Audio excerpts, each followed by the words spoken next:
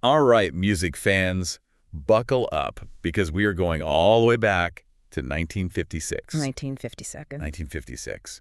The year Elvis Presley, well, he kind of exploded onto the scene. He did more than explode. Yeah. It was like witnessing the birth of a whole new era. You know what I always try to picture?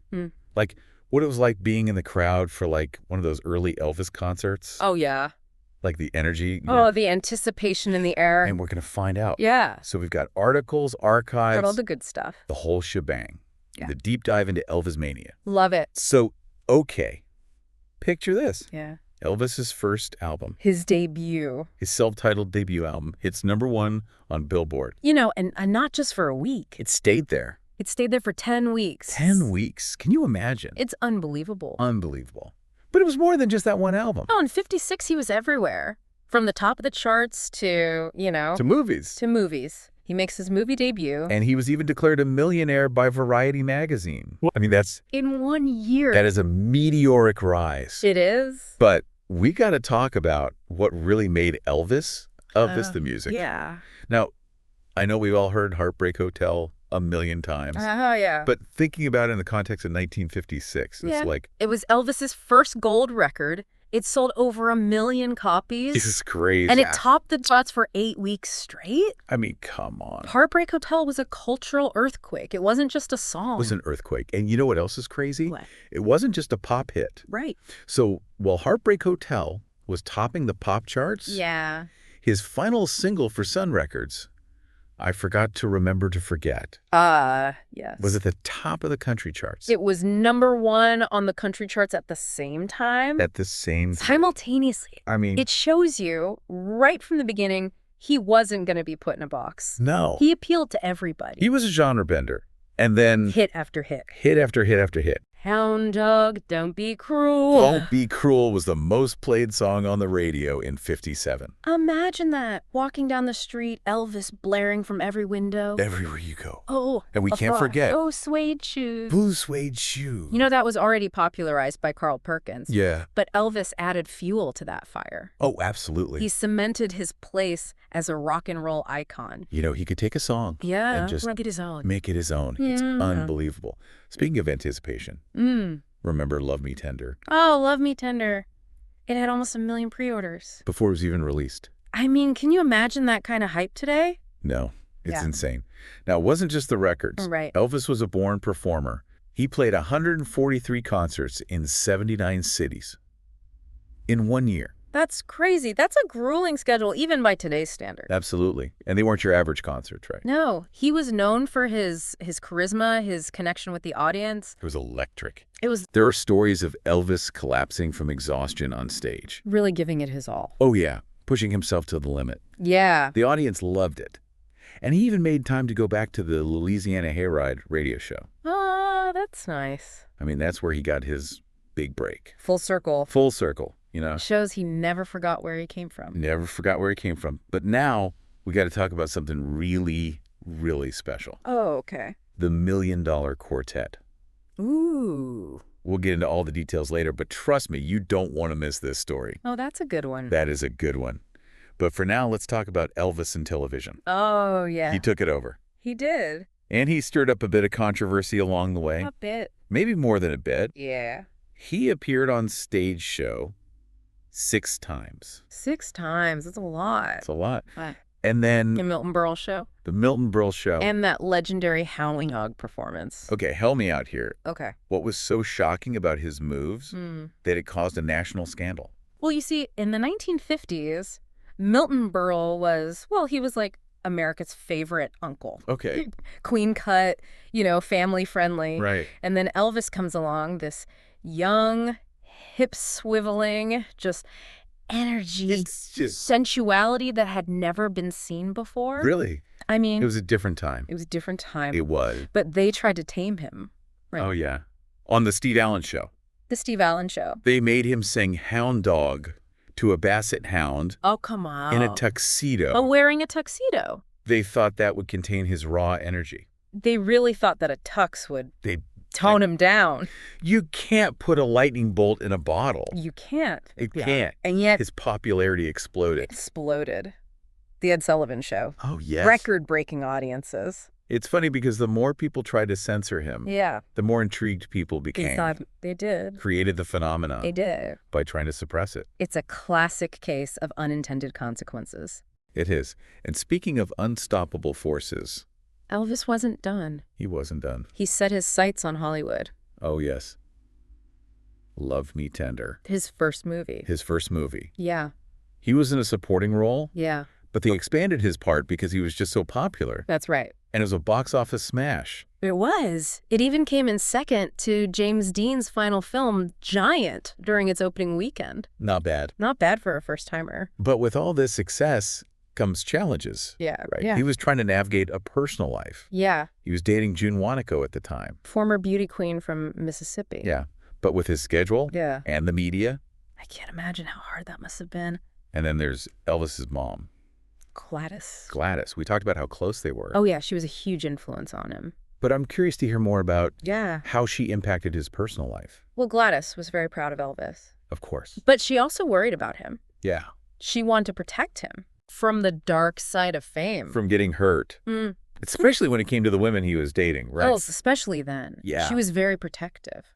You know, it makes you wonder, like, how much of his personal life was really his? It's hard to know for sure. Yeah, how much was shaped by, like, his family and the pressure of his fame? Yeah, that's a really good question. So we've got Elvis topping the charts, Yeah. stirring up controversy on TV, making his mark in Hollywood. It's a lot for 1 year. It's a lot, but he was also facing a lot of criticism. Yeah, that's true. I mean, some people, Not everyone was on board with rock and roll. they were not on board. I remember reading a quote from a New York Times critic Oh, yeah. who called Elvis's performances an unutterable bore. Really? Yeah, An unutterable bore. I know. Can you believe that? That was Jack Gold. He was not a fan. He was not a fan. Oh, But it wasn't just the music, right? you're right. It felt like the criticism was rooted in something a little deeper. Well, some people saw his music, which was drawing from Black musical traditions as a threat, like it would corrupt the youth. Yeah. It's sad, you know? Yeah. He's achieving all this success Yeah. and facing all this prejudice at the same time. It's a reminder that progress isn't always, a straight line. Yeah. Even icons like Elvis had to deal with that. But what's inspiring is that he never backed down. No, he didn't. He stayed true to himself, to his music. Absolutely. He was a force for change. And that brings us back to The $1 Million Quartet. the $1 Million Quartet. Yeah. Sun Studios in Memphis, December 4th, 1956. Carl Perkins was in the studio. Working on some new tracks. And who should drop by? Elvis Presley, superstar. But he wasn't alone.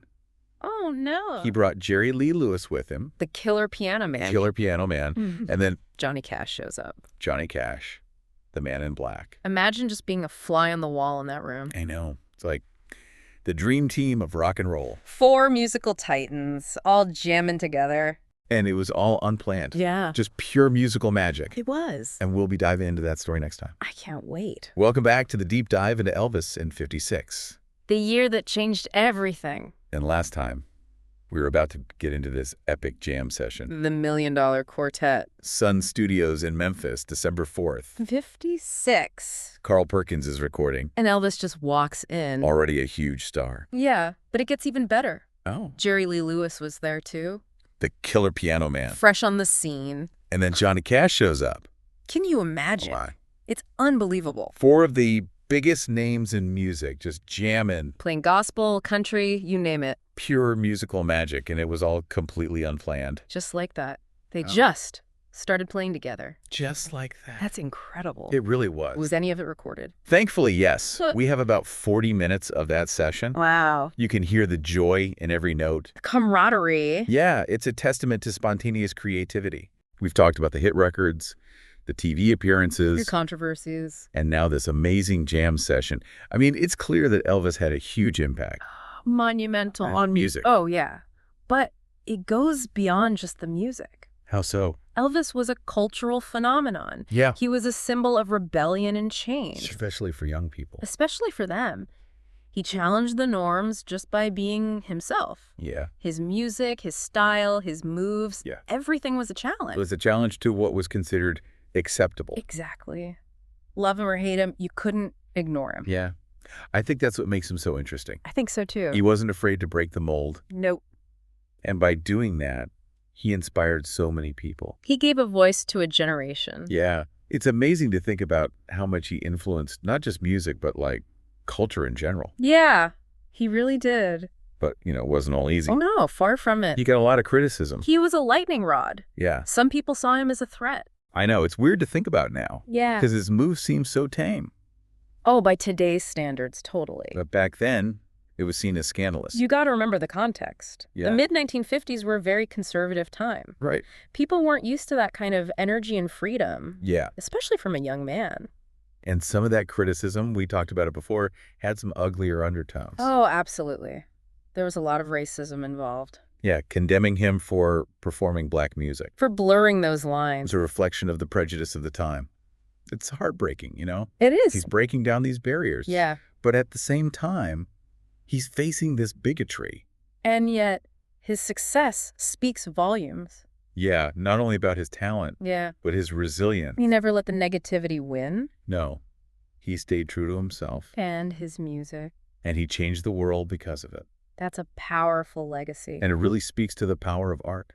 Absolutely. It can challenge norms. It can spark change. It- It makes you wonder, though, Right. what was going on behind the scenes? Yeah. We know Elvis the icon, Right. but what about Elvis the person? That's a great question. What was his life like during all of this? Well, it's easy to get caught up in the fame. Yeah. But Elvis was a real person, With real struggle. Real emotions, real relationships. He was dating June Wanaka. That's right. But imagine trying to have a normal relationship. It must have been impossible. Your boyfriend is Elvis Presley. You're constantly being watched, photographed. It would put a strain on any For relationship. sure. And then there's Gladys. His mother. Yeah, She was his rock. but she was also very protective. She wanted what was best for him. Yeah. Apparently she didn't approve of his relationship with Natalie Wood. The actress. Yeah. Why not? Thought she was too glamorous. To Hollywood. Yeah. Worried she'd be a distraction. It's interesting, isn't it? Yeah. Trying to navigate that world, Yeah. Your son is suddenly this huge star. She was proud of him, Of course. but also afraid of what fame might do. I get it. It makes you wonder how much freedom he really had. It's a good question. He was achieving all these things. Yeah. But was he really in control? Or was he being pulled in different directions? By his family, by the media, by the fans? It's something to think about. That's a great point. It's easy to forget Yeah. that even the most famous people are Yeah. still human.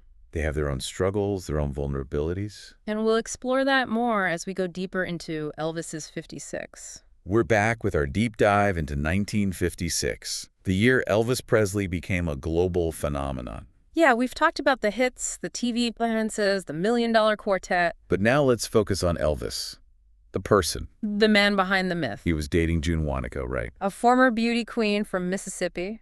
What was their relationship like? It seems like it was a genuine romance. Yeah. But with all the pressure of his fame. Yeah. Imagine dating Elvis Presley at the peak of Elvis mania. Yeah, it would be crazy. Every move you make is watched, photographed. Talk about a fishbowl. Exactly. It would put a strain on any relationship. Then there's Gladys. His mother. How did their close bond affect his personal life during this time? Gladys was so devoted to him. Yeah, She was thrilled with his success. of course. But she was also worried about him She wanted to protect him. from the dark side of fame. We know she could be pretty controlling. Oh, yeah, especially when it came to the women he was dating. Didn't she disapprove of his relationship with Natalie Wood? The actress. Yeah. Apparently, she did. Thought she was too glamorous. To Hollywood. She was worried Natalie would be a bad influence. It's like Elvis was caught between two worlds, Trying to find his own way but also trying to please his mother. and deal with the demands of his career. It makes you wonder, did he really have any freedom? That's the question, isn't it? Even with all his success? Was he really in control of his own life? It's easy to forget Yeah. that even the biggest stars, Even icons like Elvis, they're still human. they have their own struggles, their own vulnerabilities. So as we look back on 1956, This crazy pivotal year for Elvis, it's important to remember. it wasn't just about the triumphs. Yeah. There were challenges, too. And sacrifices. His story is inspiring. Absolutely. But it's also a cautionary tale about the pressures of fame. and the importance of staying true to yourself. Elvis's impact on music and culture. Unforgettable. His legacy lives on. But as we wrap up this deep dive, Let's remember. Elvis Presley, the icon, He was also a human being, just like us. trying to navigate a very complicated life. So next time you hear an Elvis song, Take a moment to appreciate the music, the story behind it, the man who created it. and maybe ask yourself What would it have been like to walk in his blue suede shoes. during that incredible year? Thanks for joining us for this deep dive into the life and legacy of Elvis Presley. It's been a journey. We'll see you next time for another fascinating look into the past.